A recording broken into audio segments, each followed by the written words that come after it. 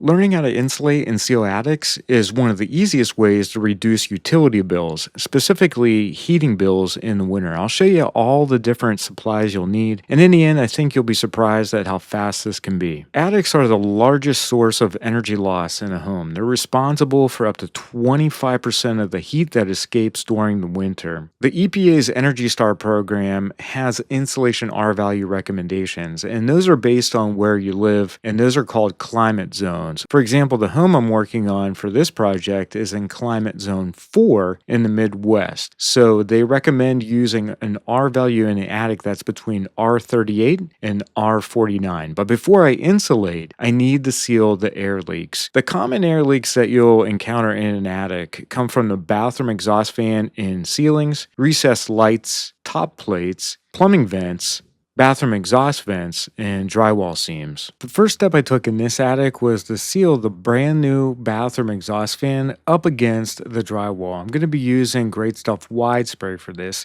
I shake it up really well, and I simply just spray it up against the fan and the drywall. This seals the fan up against that drywall from above, so I don't have any air leaks. I do the exact same thing for the drywall seams. And what this does is seal out any air that's going to get from above down below. You can see it expands after a few minutes. During the construction of any room, there's going to be a top plate that's up against the joist, and that top plate can have a gap. So I simply use that same spray up against the top plate. What this does is seal out any air leaks. It also prevents any type of insects from getting into the bathroom below. Now, one thing I like to do is obviously exhaust the bathroom exhaust fan, but if the exhaust vent has a gap between it and the plywood, I will seal that as well. And the reason is pretty simple. But first, if I get any of that foam onto the bathroom exhaust vent, I just remove it.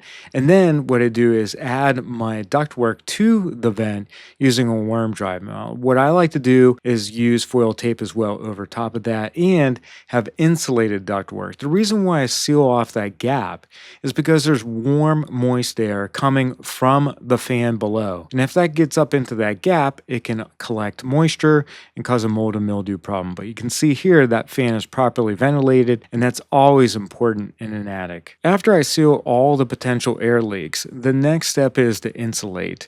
And as you can see here, I kind of have a special circumstance. These are 2x4s instead of 2x6s or 2x8s.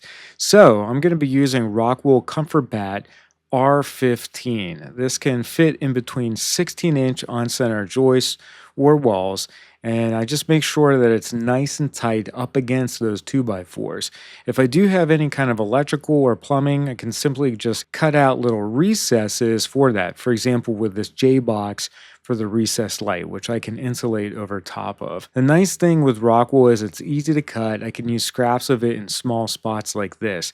But after the R15, I'm not done. Remember, this is a zone 4, and ideally, I'd like to have 38 to 49 inches of insulation. So I'm going to use Rockwool R38. Again, this is for 16-inch on-center joists, and I can just run it perpendicular to the 2x4s. It's easy to stack. It can go in between those AAVs and also over top of the fan.